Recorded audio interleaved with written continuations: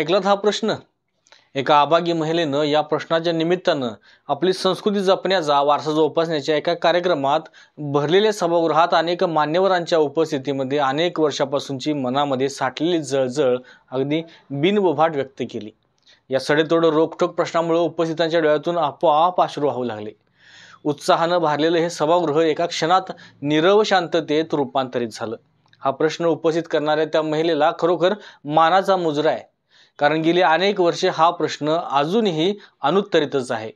संस्कृती आणि परंपरा जपण्याच्या नावाखाली अनेक विघातक परंपरा देखील आपण या आजच्या 21व्या शतकात देखील जोपासतोय आणि त्या कुरवाळतोय. हे आपल्यासाठी दुर्दैव आहे हे दिसून आलं.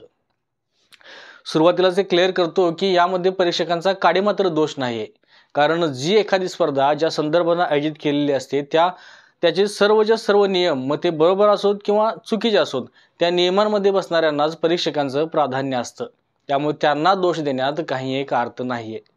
यात त्या अभागी भगिनीची सुद्धा काही चूक नाहीये. दोष आहे तो तुमच्यात, माझ्यात आणि या समाजात रूढ असलेल्या चुकीच्या विचारांमध्ये. मला संस्कृतीच्या विरोधात बोलायचं नाहीये. मला या माझ्या भारतीय संस्कृतीचा अभिमान आहे. पण जे जोखड आपण खांद्यावर घेऊन समाजात वावरतोय ते आता ठेवण्याची आवश्यकता आहे. विशेष म्हणजे सध्या नवरात्रीचा उत्सव सुरू आहे. जागोजागी नारीशक्तीचा सन्मान सुरू आहे. दुर्गा दौडीचं नियोजन सुरू आहे. वातावरणात फक्त आणि फक्त महिलांचं आणि वातावरण फक्त महिलांचंच आहे. त्यामुळे या उपस्थित झालेल्या प्रश्नाला बगल देणं आता तरी शक्य नाहीये. कारण या महिलेचा शब्द आता प्रत्येक काळजाला लागलाय. त्या ठिकाणी उपस्थित असणाऱ्या निवेदकांनी सुद्धा त्या महिलेला समजावलं की जगाकडे लक्ष नको, स्वतःकडे लक्ष द्या. स्वतः जगा. तुम्ही बरोबर आहात. आपला समाज चुकीचा आहे. हे सगळं झालं असलं तरी देखील हा प्रसंग तेवढ्यापुरताच होणं यापेक्षा या प्रश्नाचं उत्तर कायमस्वरूपी मिळणं हे आता महत्त्वाचं आहे. कारण हा प्रश्न ज्यावेळी उपस्थित झाला त्यावेळी ताराराणीच्या नावानं महिलांसाठी कार्यरत असणाऱ्या संघटनेच्या पदाधिकारी त्या ठिकाणी उपस्थित होत्या. राज्यात महिलांच्या आयोगासाठी काम करणारे पदाधिकारी देखील त्या ठिकाणी उपस्थित होते. त्यामुळे मला आता असं वाटतंय की या प्रश्नाचं उत्तर आता लवकरच मिळणार आहे. सध्या नवरात्री उत्सवाच्या निमित्तानं गावोगावी दुर्गा दौडीचं नियोजन जोरात सुरू आहे. दुर्गेचं प्रतीक असणाऱ्या मुलींच्या हातात पताका देऊन त्यांना अग्रभागी सहभागी करून त्यांना मानसन्मान देऊन गावोगावी पदयात्रा अगदी जल्लोषात सुरू आहेत.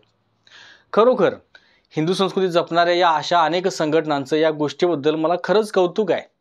पण या पताका घेऊन फिरणाऱ्या या दुर्गेच्या काही अभागी मातांना या दौडीमध्ये स्थान आहे का?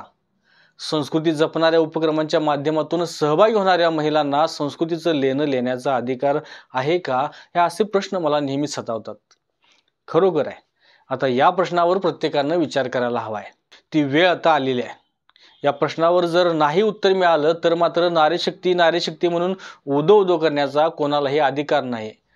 थोडंसं स्पष्ट बोलतोय, पण संस्कृतीचा अभिमान तिथपर्यंतच बाळगावा जिथं महिला आणि पुरुष दोघांनाही समान स्थान आहे. पुरुषप्रधान संस्कृती मग ती कोणतीही असो त्याचं मी कधीही प्रतिनिधित्व करणार नाही किंवा अशा चुकीच्या विचारांना मी सन्मान देखील देणार नाही. एखादी महिला विधवा झाली तर त्याच्यासाठी हजारो नियम, पण जर का पुरुष विधूर झाला तर त्याच्यासाठी काहीच नाही. संस्कृती या रीतिरिवाजांना धरून चालणारे असेल तर अशा विधुरांना देखील हातामध्ये गोप बांधण्याचा अधिकार नाहीये, कड घालण्याचा अधिकार नाहीये, कपाळावर नाम लावण्याचा, गंध लावण्याचा देखील अधिकार नाहीये. एवढंच काय तर अशा पुरुषांनी सांस्कृतिक कार्यक्रमांमध्ये देखील दूर राहायला पाहिजे. ही काळाची गरज आहे. तर तुम्ही सांगा, हे असं होतंय? नाही होत. म्हणूनच आता आपल्याला सुधारण्याची वेळ आलेली आहे. आता काही ठिकाणी अशा अभागी महिलांना ध्वजारोहणाचा मान दिला जातो, पण अजूनही याबाबतीत म्हणावं तसं मतपरिवर्तन अजून तरी झालेलं दिसत नाहीये. खऱ्या अर्थानं जेव्हा नारीशक्तीचा उत्सव असणाऱ्या दुर्गा दौडीमध्ये अशा अभागी महिलांना मानाचं स्थान मिळेल तेव्हाच खऱ्या अर्थानं या जगाच्या पाठीवर वैभवशाली असणाऱ्या या भारतीय संस्कृतीचा वारसदार आहे म्हणून अभिमानानं सांगू. अर्थात याविषयी तुम्हाला काय वाटते हे तुम्ही देखील कमेंटमध्ये जरूर सांगा. कारण या प्रश्नाचं उत्तर शोधण्याची वेळ आणि चळवळ सुरू करण्याची गरज आता आहे. या रिपोर्टच्या माध्यमातून कोणत्या संस्कृतीवर आघात करणे किंवा एखाद्या अभागी महिलेला समाजामध्ये अपमानित करणे हा हेतू माझा अजिबात नाहीये. तर या अशा अभागी महिलांना या समाजात मानाचं स्थान मिळावं यासाठी मी आजचा रिपोर्ट केलाय. या अशा प्रश्नांसाठी के न्यूजचं हे व्यासपीठ 24 तास खुलं आहे. जर विषय योग्य वाटला असेल तर लाईक करा.